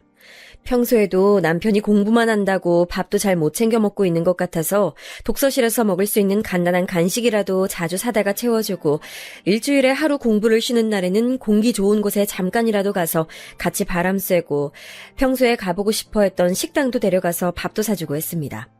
여름엔 더울까 겨울엔 추울까 계절마다 옷도 사 입혀가며 물심양면으로 응원했습니다. 많지도 않은 월급에 적금 들 것도 줄여가긴 했지만 남편한테 쓰는 돈은 아깝지 않다고 생각했습니다. 하지만 제가 이렇게 남편에게 헌신하는 것에 대해서 주변 친구들은 걱정을 하곤 했습니다. 야, 너 그렇게 헌신하다가 오빠가 공무원 합격해서 너 버리면 어떡할래? 아니야, 오빠 그럴 리가 없어. 뭐가 그럴 리가 없어. 사람 일은 모르는 거야. 원래 고시공부 합격하면 뒷바라지 해준 여친 배신하고 새로운 여친 사귀는 사람 많다더라. 그러니까 너도 조심해. 친구들이 이런 얘기를 할 때마다 겉으로는 아니라고 했지만 걱정을 아예 안 했다면 거짓말이겠지요. 하지만 제 걱정과는 달리 배신당할 일은 일어나지 않았습니다. 남편이 공무원 시험에 2년 연속 떨어지고 공부를 포기했거든요. 솔직히 3년은 할 줄 알았는데 생각보다 끈기가 없었나 봅니다. 남편은 공무원 시험을 포기한 후 대충 스펙에 맞춰서 작은 중소기업에 취직했습니다. 공무원 시험을 포기한 게 아깝긴 했지만 한편으론 다행이란 생각도 들었습니다. 언제 합격할지 모르는 공무원 시험 뒷바라지 하면서 기다리는 것보단 적은 월급이라도 같이 모으다 보면 금방 결혼 자금 모으고 행복한 결혼 생활을 할 수 있을 것 같았거든요. 그 이후 남편은 취직해서 나름 회사에 잘 적응하며 다녔고 얼마 지나지 않아 저에게 프로포즈를 했습니다. 수연아, 나랑 결혼하자. 내가 모은 돈도 없고 아직 부족하지만 행복하게 해줄게. 라면서요. 솔직히 프로포즈를 받은 당시에는 기쁨 반 걱정 반이었습니다. 아니, 걱정보다는 황당이라고 할까요? 이제 막 취업했는데 결혼이라니. 전 사실 남편이 취직하고 몇 년 동안은 같이 돈 벌면서 결혼자금 차근차근 모아서 빨라도 2, 3년 후쯤을 생각하고 있었는데 모은 돈도 하나 없이 결혼이라뇨. 제 나이가 아직 20대 중후반이라 아직 결혼하기엔 이른 것도 있기도 했고요. 공부만 하느라 세상 물정을 모르나 하는 생각도 했습니다. 하지만 남편과 오래 사귀기도 했고 언젠가 결혼을 한다면 남편과 하겠다고 생각하고 있었어서 그 시기가 조금 당겨질 뿐이라고 생각하니 별 문제가 안 된다는 생각이 들었습니다. 그래서 저는 프로포즈를 받아주고 남편과 서로 결혼에 대해 구체적으로 얘기하게 됐어요. 얘기하다 보니 제일 중요한 건 아무래도 집 문제였습니다. 남편은 이제 막 취업했으니 당연히 모은 돈이 하나도 없었고요. 저도 직장 생활하면서 모은 돈이 약 3천만 원 가량이었습니다. 결혼식 비용에 신혼집까지 구하기엔 택도 없는 돈이었죠. 그때 남편이 말했습니다. 내가 안 그래도 부모님이랑 상의 좀 해봤거든? 그랬더니 좋은 방법이 있더라고. 뭔데? 우리 부모님 집 있잖아. 너도 저번에 한번 와봐서 알지? 거기 방 하나가 남거든? 거기서 당분간 살면서 돈 모으는 건 어때? 뭐? 나보고 시댁에 들어가서 살라고? 아니, 평생 거기서 살자는 게 아니라 우리 돈 모아서 이사 가려면 적어도 5년은 있어야 되니까 딱 5년만 거기서 살자. 전 굳어가는 표정을 숨길 수 없었습니다. 제 주변 친구들 중엔 아무도 시댁에 사는 사람이 없었습니다. 5년만 시댁에서 살자뇨. 정말 청천벽력 같았습니다. 솔직히 말이 5년이지 그때까지 이사갈 만큼 돈이 모인다는 보장도 없고 또 혹시 아이라도 생긴다면 더욱더 분가하기 힘들 것 같았습니다. 전 제 걱정을 남편한테 얘기해봤습니다. 오빠, 5년이 될지 10년이 될지 어떻게 알아? 난 그건 싫은데. 우리 부모님 약속 잘 지키시는 분들이야. 5년만 거기서 살면 분가할 때 조금 도와주신다고 하셨어. 그리고 우리 부모님 좋은 분들이시잖아. 남편은 뭐가 문제냐는 듯 웃으면서 얘기했습니다. 부모님이 간섭하는 스타일이 아니니 걱정하지 말라며 같이 살면 엄마가 집안일도 같이 해주실 거라서 너도 편할 거라고 하더라고요. 수연아, 조금 불편하더라도 딱 5년만 고생하자. 5년 뒤에 분가하는 걸로 꼭 약속할게. 남편은 제 눈을 똑바로 바라보며 본인을 믿어도 된다는 표정으로 얘기하더군요. 남편과의 달콤한 신혼생활을 기대하고 프로포즈를 오케이 했는데 시댁에서 살아야 한다니 정말 눈앞이 깜깜했습니다. 다른 방법이 없나 머리를 싸매고 몇 날 며칠 고민했지만 도저히 해답이 나오지 않았습니다. 저희 집의 경우 제 밑으로 동생이 2명이나 있고 막내는 아직 대학생이라서 저희 부모님은 아직 들어갈 돈 많다고 결혼자금 지원은 못 해주신다고 이미 못 박았거든요. 시댁도 시어머니는 전업주부시고 시아버지는 정년퇴직이 얼마 남지 않은 데다가 지금 살고 있는 집 외에 자산은 없는 걸로 알고 있습니다. 하지만 막상 프로포즈를 받으니 남편이랑 결혼은 빨리 하고 싶고 정말 어떻게 해야 될지 머리가 너무 복잡했습니다. 결국 고민 끝에 긍정적인 방향으로 고민하기로 했습니다. 어차피 몇 년 더 돈을 모은다고 해도 제 월급이나 남편 월급이나 고만고만해서 큰 금액은 모을 수 없는 상황이었고 어차피 몇 년 후에도 대출 없인 집 못 살 텐데 그냥 지금 합가하고 같이 돈 모으면 생활비도 줄이고 한 푼이라도 더 모을 수 있을 것 같았습니다. 그리고 5년간 연애하며 남편 부모님과 식사도 몇 번 했지만 나쁘신 분들은 아닌 것처럼 보였고 막상 또 살아보면 별거 아닐 수도 있겠다 하는 생각이 들었습니다. 대신 저는 남편에게 약속을 꼭 지킬 것을 당부했습니다. 오빠가 말한 대로 결혼하고 5년만 시댁에서 살자. 대신에 딱 5년이야. 5년 후엔 모은 돈이 부족해도 무슨 일이 있어도 꼭 분가는 하는 걸로 약속해. 당연하지. 내가 꼭 약속할게. 5년 후에 꼭 분가하자. 남편은 제 두 손을 꼭 맞잡으며 확신에 찬 목소리로 5년 뒤 분가를 약속했습니다. 이렇게 저와 남편은 5년간의 연애 끝에 결혼을 하게 됐습니다. 예산이 부족해서 결혼식은 최대한 간소하게 진행했어요. 시댁의 작은 방 하나를 신혼방으로 꾸몄는데 방이 작다 보니 침대에 화장대, 옷장 정도 들어가니 끝이더라고요. 근데 여기서 일이 또 하나 생겼어요. 전 우리 방만 꾸미면 된다고 생각했는데 갑자기 남편이 시부모님이 쓰시던 가구들이랑 싱크대도 바꾸자고 하더라고요. 어차피 앞으로 우리도 같이 쓸 거니 이왕 쓰는 거 새 걸로 바꿔서 쓰자면서요. 겉으로 보기엔 멀쩡해 보여도 오래된 가구들이라 바꿀 때가 됐다고요. 전 굳이 그래야 하나 싶어서 남편에게 물었습니다. 새 걸로 바꾸면 좋긴 한데 근데 무슨 돈으로? 네가 모은 돈 아직 조금 남았잖아. 우리 결혼식도 간소하게 하고 신혼여행도 가까운 데로 갔다 와서 돈 많이 아꼈으니 가구 바꾸는 데 좀 투자하자. 내 돈으로 바꾸라고? 응. 난 모은 돈이 없잖아. 오빠, 그래도 우리 돈 아끼려고 여기 들어온 건데. 에이, 그건 뭐 얼마나 든다고.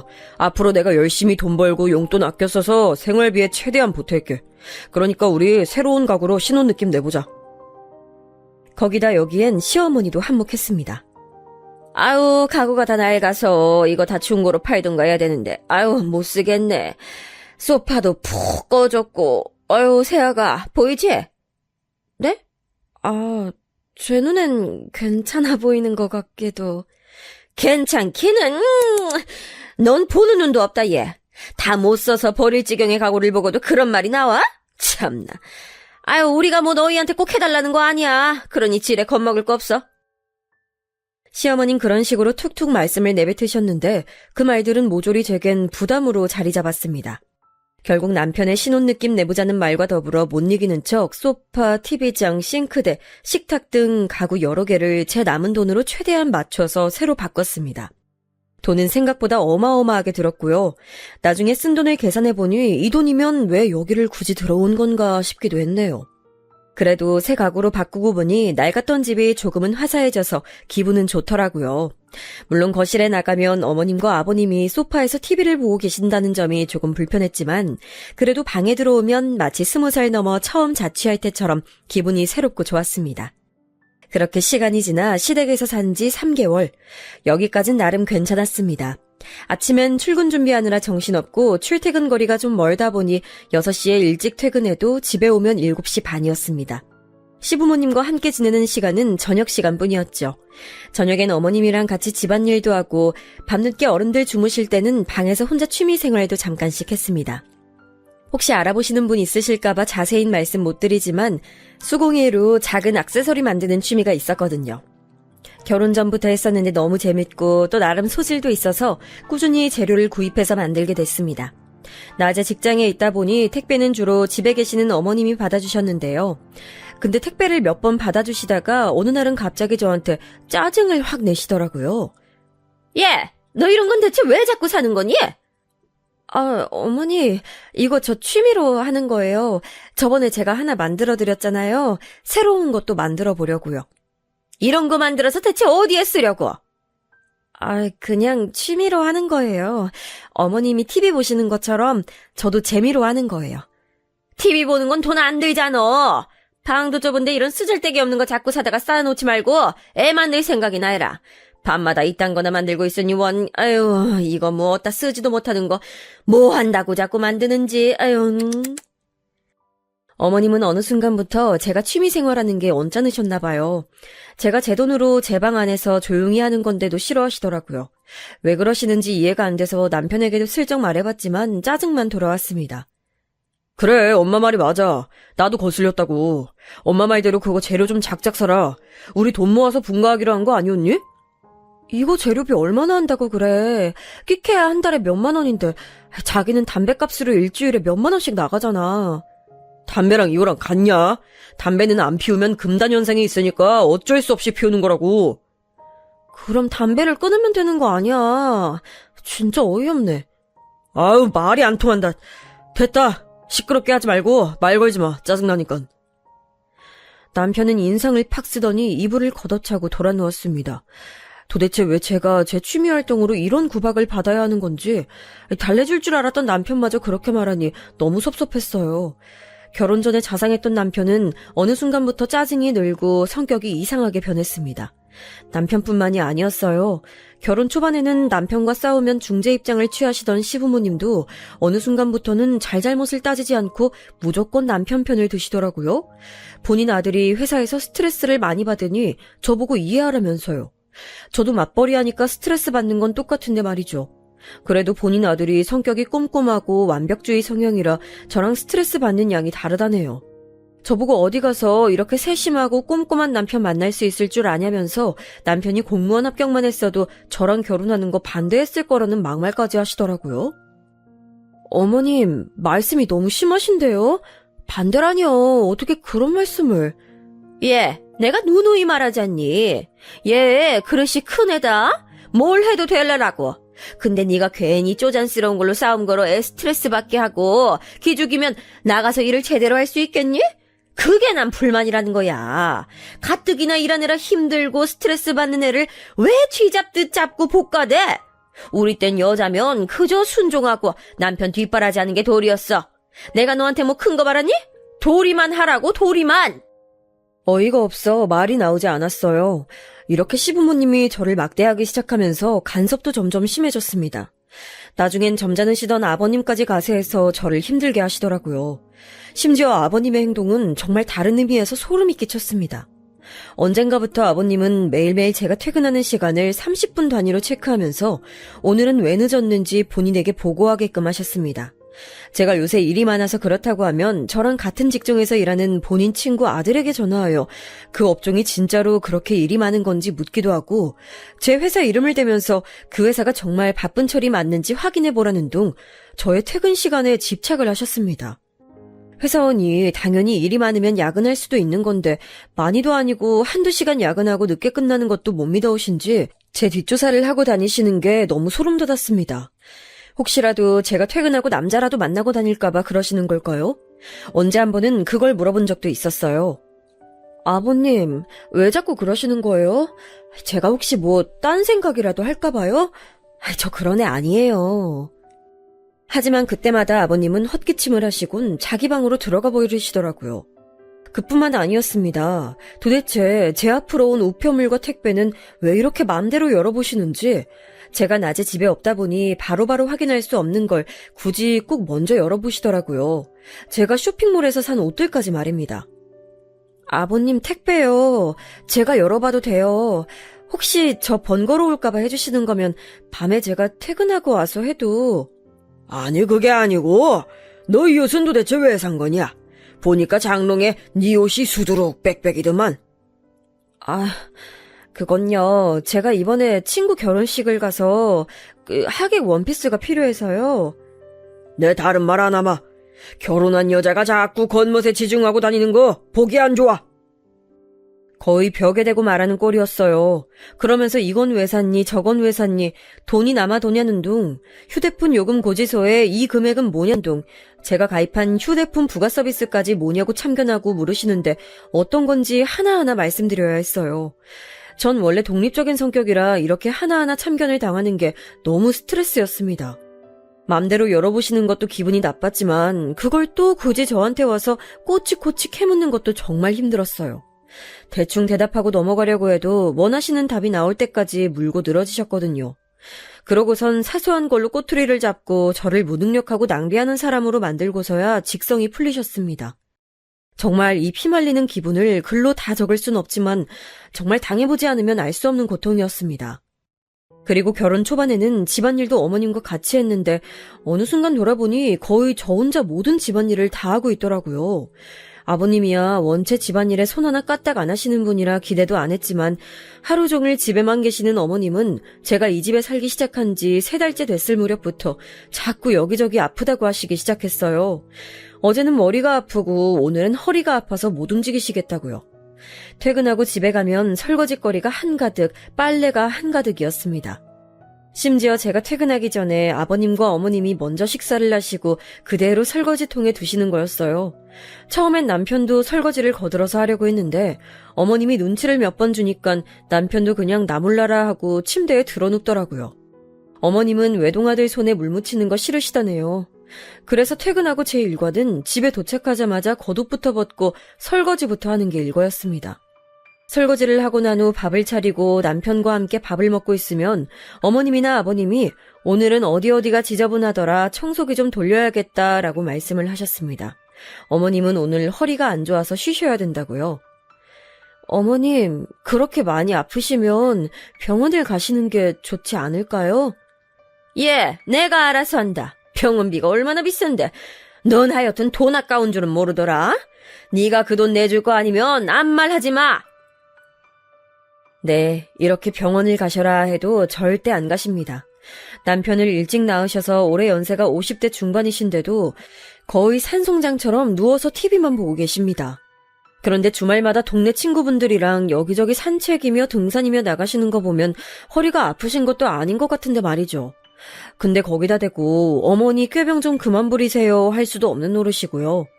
물론 마음속으로야 100번도 1000번도 넘게 했죠. 아무튼 밥 먹고 먹은 것도 설거지하고 청소기까지 돌리고 나면 그제서야 이제 씻을 시간이 생깁니다. 대충 씻고 나오면 남편은 벌써 침대에 드러누워 핸드폰만 보고 있지만 전 빨래를 해야 돼요.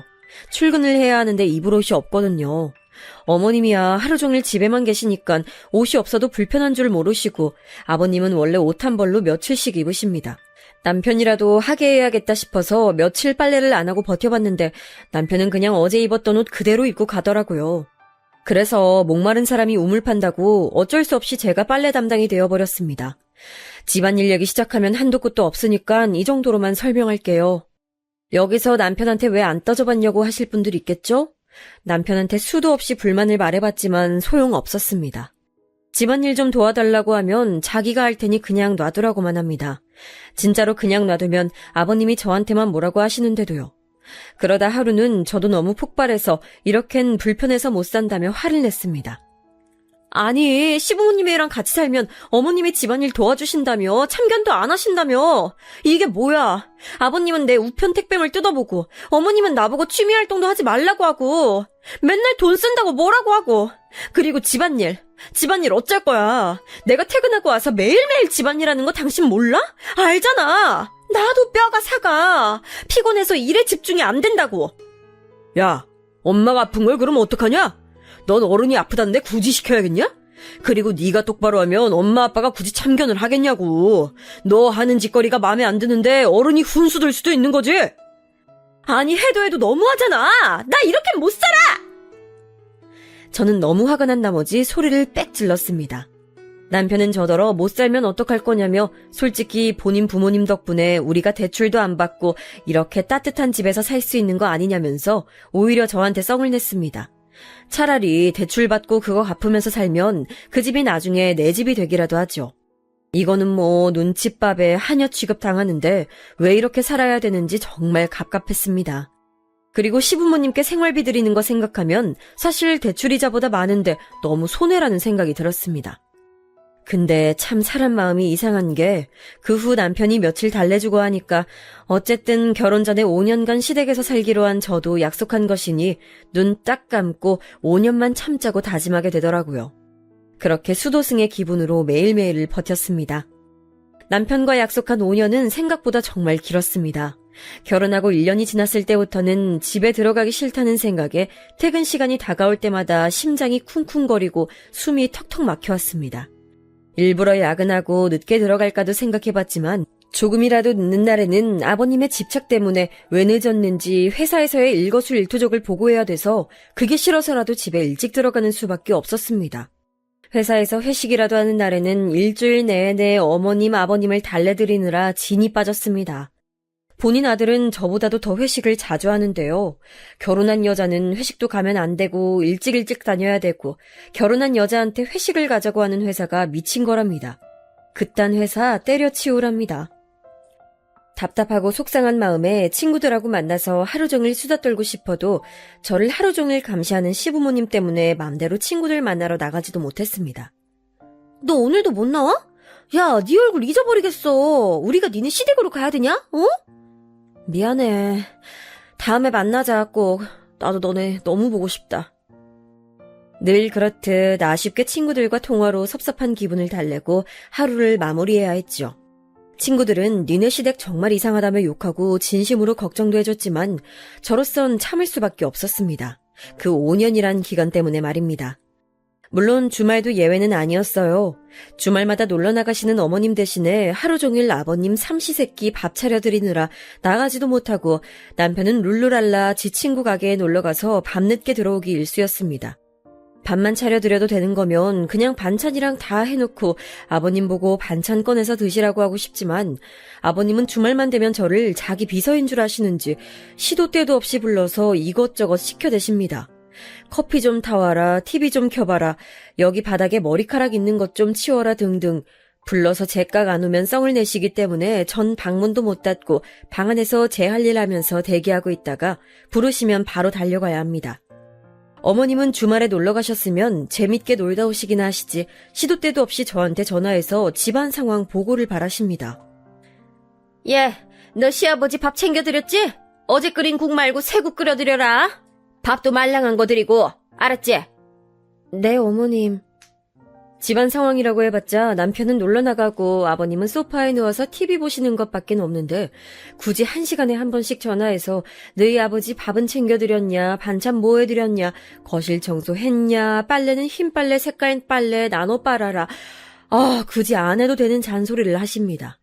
주말에도 정말 쉬는 것 같지 않고 차라리 월요일이 빨리 왔으면 좋겠다는 생각이 들 정도였습니다. 이런 생활이 반복되던 중 회사에서 일하다가도 갑자기 눈물이 주르륵 흐르는 일이 많아졌습니다. 퇴근길에 지하철에서도 눈물이 흐르고 집에 가서 설거지를 하면서도 눈물이 흘렀습니다. 안 울고 싶은데 나도 모르게 눈물이 나오고 기분이 다운됐습니다. 지금 생각하면 아마도 이게 우울증이었던 것 같아요. 기분이 안 좋을 때 누가 말을 걸면 내가 바보가 된 것처럼 머릿속에서는 10마디의 말을 하는데 입 밖으론 겨우 한마디 내뱉는 이상한 현상이 자꾸 생겼습니다. 회사에 있다가도 어머님이나 아버님한테서 전화가 오면 갑자기 심장이 터질 듯이 뛰고 머리랑 눈이 핑핑 돌면서 숨쉬기가 힘들었습니다.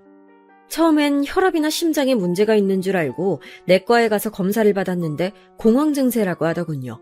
의사 선생님이 지금은 회사에 있을 때에만 증상이 나타나니까 그나마 다행인데 나중에 혼자 있을 때 증상이 나타나면 당장이라도 죽을 것 같은 느낌이 들 수 있다고 정신과를 추천해 주셨습니다. 전 정말 어릴 때부터 제가 독하고 정신력이 강하다고 생각했는데 시댁 문제로 이렇게 멘탈이 무너질 줄은 정말 몰랐습니다.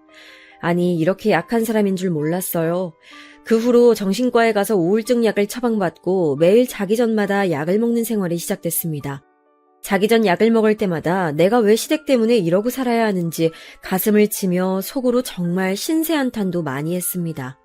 남편한테는 우울증 때문에 정신과 갔다 왔다고 말했지만 별로 대수롭지 않게 생각하더라고요. 야, 요즘 정신과 약 많이 타먹더라. 내 친구도 먹어. 그거 뭐 별거 아니야. 곧 지나가니까 너무 심각하게 생각하지 마. 자기 부모님 때문인 거 다 알면서 그렇게 말하는 남편의 모습이 얼마나 꼴보기가 싫던지 속으로 남편을 할퀴고 때리는 장면을 몇 번이나 상상했습니다. 저희 부모님께는 죄송해서 말씀드리지 못했습니다. 처음엔 결혼하기 전에 시댁에 들어가서 살아야 된다고 했을 때 부모님이 걱정을 하셨었는데 결국 이렇게 딸이 망가진 모습을 보면 너무 속상해하실 것 같아서요. 시댁에서 힘든 일이 있을 때마다 차마 엄마 아빠한테는 말도 못하고 행복하게 사는 척했습니다. 친구들한텐 가끔 시댁욕 남편욕 하긴 했지만 그걸로 다 풀리지도 않았고요. 정말 세상에 저 혼자밖에 없는 기분으로 하루하루를 살았습니다. 밤마다 코골며 자고 있는 남편 옆에서 이불을 뒤집어 쓰고 숨죽여 온 날도 정말 많았어요. 그렇게 눈물로 보낸 시간이 5년이었습니다. 글로 다 표현할 수 없을 만큼 힘들었어요. 그래도 이제 분가를 할 수 있다는 생각에 기분이 약간은 좋아졌습니다. 약속한 분가를 위해 남편과 집을 알아보러 다니던 중 회사 근처에 작지만 괜찮은 집을 발견해서 계약을 하게 됐습니다. 대출을 끼긴 했지만 그래도 우리 부부만의 집이 생긴다는 게 너무 좋았습니다. 그리고 무엇보다 시댁하고도 거리가 꽤 있어서 시부모님이 굳이 집에 자주 찾아오시진 않으시겠구나 하고 생각했습니다. 계약한 집은 방 3개짜리 집이었는데 작은 방 하나를 옷방으로 쓰면 방 하나가 남아서 그 방은 제 작업실로 쓰면 되겠다고 생각했습니다. 취미로 시작한 공예가 점점 발전해서 지금은 입소문으로 간간히 주문이 들어와 인터넷으로 판매하고 있었거든요. 어차피 주말마다 밖에 나가지도 못하다 보니 집에서 꾸준히 만들다가 나름 부업이 돼버렸습니다. 운이 좀 좋았던 것 같아요. 집을 계약한 후 남편과 집을 어떻게 꾸밀지에 대해서 얘기하고 있었습니다. 여보, 그 작은 방 하나 남잖아. 그거 내 작업실로 쓰면 어떨까? 작은 방? 작은 방이 왜 남아? 우리 안방이 침실이고 작은 방 하나는 옷방으로 쓸 거잖아. 그럼 나머지 방 하나는 어디에 쓸 건데? 근데 꼭 잠을 안방에서 자야 하나? 작은 방에서 자는 게 더 아늑하지 않나? 무슨 소리야. 그럼 안방은 어디에 쓰게? 아니, 뭐 어디든 쓰면 쓰겠지. 일단 뭐 급한 거 아니니까 천천히 생각해보자. 남편의 반응이 뭔가 탐탁지 않았지만 집 꾸미는데 관심이 없어서 그러겠거니 하고 넘어갔습니다. 이후 남편이 침실 문제에 대해서 더 이상 얘기하지 않길래 그냥 해본 말인 줄로 생각했습니다. 그래서 당연히 다른 사람들처럼 안방을 침실로 쓰는 줄 알았어요. 그 후 새 집에 이사 간다는 생각에 너무 들떠서 주말마다 남편과 가구를 보러 다녔습니다. 어머님 아버님도 웬일인지 이사갈 집 가구 보러 간다니깐 주말에 자유롭게 나가게 해주시더라고요. 결혼하고 남편하고 둘이 이렇게 밖에 돌아다녀 본 것도 얼마만인지 가구 매장을 여기저기 둘러보며 마음에 드는 가구를 만져보고 앉아보고 꼼꼼히 살펴봤습니다. 그러다가 제 눈에 딱 들어온 침대가 있었습니다. 침대 프레임도 마음에 들고 가격도 적당했습니다. 여보, 여기 침대 앉아봐. 너무 푹신하다, 그치? 나 이런 침대 사고 싶어.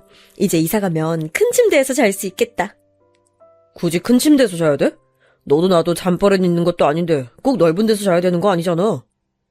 남편은 정색하며 말하더군요. 자꾸 넓은 침대 필요 없다며 작은 침대를 고집했습니다.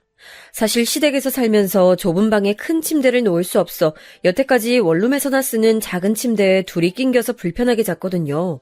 그래서 저는 이사 가면 침대는 꼭 퀸 사이즈 이상 쓰고 싶었습니다. 넓은 데서 자는 로망이 있었어요. 여름에 자다가 옆 사람과 살이다 뜨거움에 짜증이 나지 않는 그런 침대요. 하지만 남편은 이상하게도 다른 가구들은 별말 안 하면서 침대에 관해서는 예민하게 굴었습니다. 안방이 넓어서 큰 침대 들여놔도 충분히 공간이 남는데 굳이 작은 침대를 고집하더라고요. 남편 고집이 장난 아니어서 어쩔 수 없이 침대는 작은 걸로 구매했습니다. 넓은 침대에서 잘 수 있다는 생각에 들떠있던 마음이 한순간 식어버렸지만 그래도 새로운 집에서 새로운 가구들로 꾸밀 생각을 하니 금방 다시 기분이 좋아졌습니다. 여보, 근데 나 작은 방 작업실로 써도 되지? 아이, 그거 뭐 작업 얼마나 한다고 방 하나를 통째로 써. 그냥 거실에서 해. 무슨 거실에서 해. 방이 하나 남는데 왜 못 쓰게 해? 자꾸 일 버리지 마. 그냥 거실에서 상 하나 펴놓고 하면 되잖아. 작업실은 나중에 그걸로 월 200 이상 벌면 그때 얘기해. 남편의 말이 조금 서운했지만 그러려니 했습니다. 같이 사는 집인데 방 하나를 저 혼자 쓰는 것도 조금 이기적인가 하는 생각이 들어서요. 그리고 이게 주업도 아니고 부업이니까 남편 말대로 나중에 규모가 커지면 그때 다시 얘기해봐야겠다고 생각했습니다. 작업실 문제는 그렇다 치고 5년 만에 드디어 분가한다는 소식에 친구들과 가족들도 다들 축하해줬습니다. 처음에 남편이 5년을 얘기했을 때 5년 후에 말이 바뀌면 어떡하나 걱정했는데 다행히 그런 일은 없더라고요. 드디어 제게도 시부모님에게서 벗어날 수 있는 시간이 찾아왔습니다. 5년간 매일 꿈에 그리던 자유의 시간이요. 시간이 지나 드디어 새 집으로 이사하기 전날 침대를 제외한 다른 가구들이 모두 들어와서 남편과 함께 집안 곳곳을 둘러보고 청소를 하고 있었습니다. 집 평수가 크지 않아서 가구를 다 넣으면 진짜 좁아 보일 줄 알았는데 생각보다 넓어서 좋았어요. 솔직히 시댁에서 살 때는 방 하나에 저희 살림을 다 넣어야 되니까 너무 갑갑했거든요. 뭐 새로 사고 싶어도 공간이 없으니까 사지도 못하고 바닥은 발 디딜 틈 없을 정도로 좁았습니다. 어머님은 항상 저보고 방을 지저분하게 쓴다고 청소 좀 하라고 구박하셨지만 사실 방에 물건이 많다 보니 청소를 아무리 깨끗하게 해도 지저분해 보이는 건 어쩔 수 없더라고요. 아무리 얘기해도 이해해주지 않으시는 어머님 때문에 속상해서 몇 번 몰래 눈물을 훔친 적도 있었습니다. 이제 내일 침대만 도착하면 가구는 전부 다 오는 건데 제가 안방 한쪽 벽을 가리키며 침대를 이쪽에 놓으면 되겠다고 남편에게 얘기했습니다. 그랬더니 남편이 갑자기 단호한 표정을 지으며 침대를 안방에 놓지 말자는 거 아니겠어요? 침대도 작은 거 샀으니 그냥 작은 방에서 자자면서요. 그래서 그럼 안방은 그냥 비워두자는 거냐고 물었습니다. 남편이 이렇게 대답하더군요. 안방은 우리 엄마 아빠가 쓰기로 했어. 저는 제가 잘못 들었나 싶어서 다시 물었습니다. 그게 무슨 소리야? 어차피 작은 방 2개 우리가 쓰면 원래 살던 집보다 넓게 쓰는 거잖아. 안방은 엄마 아빠가 쓰기로 했으니까 그렇게 알아. 남편은 강압적인 말투로 저한테 통보하더군요. 도대체 이게 무슨 소린가요? 어머님 아버님 집이 있는데 굳이 왜 여기에 사시냐고요. 남편에게 꼬치꼬치 물었더니 정말 황당한 소리를 하더라고요. 자가인 줄 알았던 시부모님 집이 사실은 월세였고 월세 계약 기간이 곧 만료되어서 나가야 된다고요. 월세 보증금 뺀 돈으로는 다른 집에 이사 가기엔 모자라서 우리 집으로 들어오신다네요. 2분이 사시는데 더 작은 월세집으로 이사 가면 되는 거 아니냐고 했더니 이렇게 말하더군요. 우리 아빠 이제 곧 정년퇴직하시면 집안에 돈 버는 사람이 없는데 월세를 어떻게 감당하냐? 아니, 그동안 모아둔 돈 있으실 거 아니야. 퇴직금은. 아빠 혼자 우리 식구 먹여 살린다고 모아둔 돈 없어. 그리고 퇴직금 있다고 그거 다 월세 내는데 꼬라박으면 되냐? 앞으로 몇십 년은 더 사실 텐데 그걸로 필요한 데 쓰셔야지. 저는 너무 화가 나서 소리쳤습니다. 여보! 5년 있다가 분가하기로 했잖아. 약속한 거 잊었어? 어머님 아버님 들어와서 사시는 거면 이게 어떻게 분가야? 그냥 집만 바뀌는 거잖아. 너는 엄마 아빠 있으면 어떻다고 자꾸 분가 타령이야. 그리고 솔직히 지금 살고 계시는 집 나오면 월세도 안 드니까 우리도 좋잖아. 월세는 아버님이 내고 계셨던 건데 우리랑 무슨 상관이야? 아, 당신 설마... 네, 설마 했던 일이 사실이었습니다. 남편은 그동안 시부모님께 생활비 드리는 걸로 모자라서 월세도 저 몰래 내주고 있었던 겁니다. 어쩐지 평소에 담배 피는 거 외에는 커피값도 아껴 쓰고 밥도 맨날 친구네 가게에 놀러가서 얻어먹고 그러길래 좀 알뜰한 스타일인가 보다 했는데 저 몰래 본인 용돈으로 월세 내느라고 그런 거였어요. 이거 정말 사기 아닌가요? 그러면서 자기는 알뜰하다고 생색내고 저보고는 취미재료 산다고 구박하고 그런 거였지 뭐예요? 진짜 뒤통수를 망치로 한 대 얻어맞은 느낌이었습니다. 게다가 자가인 줄 알았던 시부모님 집이 월세였다니요. 노후 대비가 이 정도로 안 돼 있으신 줄은 정말 몰랐습니다. 남편은 형제도 없이 외동아들이라 이제 남은 평생 시부모님 수발은 유일한 며느리인 제 몫임이 너무나도 분명했습니다. 너무 황당해서 말이 안 나오고 눈앞이 새까매졌어요. 그때 띵동 하고 초인종 울리는 소리가 들렸습니다. 누구세요? 예, 가구 배달입니다. 문을 열어보니 커다란 퀸사이즈 침대가 배달되어 집 안으로 들어오고 있었습니다. 저한텐 한마디 상의도 없이 부모님 침대를 새로 사서 저희 집으로 배달시킨 거였어요. 여보, 이러려고 우리 침대 작은 거 사자고 한 거야? 제가 화가 나서 남편에게 따지자 대답은 안 하고 방으로 피해버리더라고요. 정말 해도 너무한 거 아닌가요? 제가 그렇게 큰 침대 사자고 할 때는 박박 우기면서 못 사게 하더니 부모님 침대는 왜 큰 걸로 사서 우리 집으로 배달시키냐고요. 전 시부모님 들어와서 사시는 것도 지금 처음 알았는데요. 남편은 저보고 일단 침대만 안방에 미리 놔두고 아직 시댁 월세 계약이 한 달 남았으니까 나머지 가구들은 천천히 옮긴다고 했습니다. 전 너무 황당해서 소리쳤습니다. 당신 진짜 이럴 거야? 내 의견은 하나도 안 중요하구나. 야, 너 진짜 짜증나게 할래? 그럼 어쩌자는 거야? 불쌍한 우리 부모님 길바닥에 내앉게 하라는 거야, 뭐야? 아직 두 분 다 나이도 젊으신데 다른 일 하시면 되잖아. 너 진짜 너무한다. 우리 부모님이 우습지? 여태까지 부모님 집에서 산 거 고마운 줄도 모르고. 남편은 여차하면 물건이라도 집어던질 기세였습니다. 정말 TV에서나 보던 막장 스토리가 저한테도 일어날 줄 누가 알았겠나요?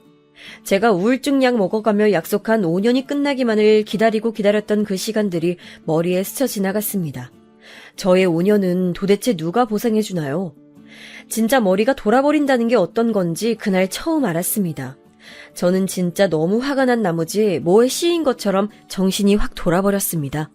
그 길로 전에 남편이 물건 수리하려고 사다 둔 공구함에서 망치를 꺼내 들고 시댁으로 향했습니다. 남편은 망치를 든 저를 보더니 급하게 쫓아왔지만 전 망치를 가방에 숨기고 현관문을 쾅 닫아버린 후 택시를 타고 바로 시댁으로 출발했습니다. 시댁에 도착해서 비밀번호를 누르니 열리지 않더라고요. 그 사이에 남편이 시댁에 전화해서 비밀번호를 바꾸라고 했나 봅니다. 어머니, 문 여세요! 안에서는 아무런 인기척이 나지 않았습니다. 집에 계신 거 뻔히 알고 있는데 없는 척 하시더라고요. 어머니! 안에 계신 거 다 알아요! 빨리 문 여세요! 저는 문을 두드리며 계속 소리를 쳤습니다. 한동안 문 열라고 실랑이를 하다가 계속 열어주지 않자 그냥 복도 비상계단에 앉아서 무작정 기다렸습니다. 1시간 반쯤 지났을 때 밖에서 아무 소리도 들리지 않자 제가 간 줄 알았던 시어머니가 현관을 슬쩍 열었습니다. 저는 그 기회를 놓치지 않고 달려가서 문을 잡았습니다. 어머니, 집에 계시면서 왜 없는 척 하세요? 아니, 그게... 전 당황해서 버벅거리는 어머님을 밀치고 성큼성큼 집 안으로 들어갔습니다. 조용해서 어머님만 계신 줄 알았는데 아버님도 계시더라고요. 전 비장한 표정을 지으며 두 손을 가지런히 모으고 어머님 아버님께 고개를 숙였습니다. 어머님 아버님 안녕히 계세요. 그동안 감사했습니다. 아니지, 저한테 감사하셔야겠네요. 제가 5년 동안 종년 노릇 열심히 해왔잖아요. 제가 이혼할 거고로 이렇게 말하자 어머님이 소리를 지르셨습니다. 너 그게 무슨 말버릇이니? 맞잖아요. 제가 그간 이 집 청소 빨래 다 해드렸고 봐드렸으니 그게 종이죠. 거기다 어머니 아버지가 절 그렇게 대접하셨고요. 그런데요 어머님, 이제 새 집에서 아들이랑 같이 사시려면 제가 사드린 가구들은 필요 없으시겠네요. 이미 살림살이 다 갖춰놓은 집안에 몸만 들어가시면 되잖아요. 전 말이 끝나자마자 가방에서 망치를 꺼내 TV장을 내리쳤습니다. 평소에 망치질이라곤 해본 적도 없던 제가 전 먹던 힘까지 쥐어짜내서 있는 힘껏 내리치고 또 내리쳤습니다. 어머님과 아버님은 저보고 미쳤냐고 소리치며 제 양팔을 마구잡이로 붙잡았습니다. 저 안 미쳤고요. 어차피 제 돈으로 산 건데 제 마음대로 해도 되는 거잖아요. 안 그래요?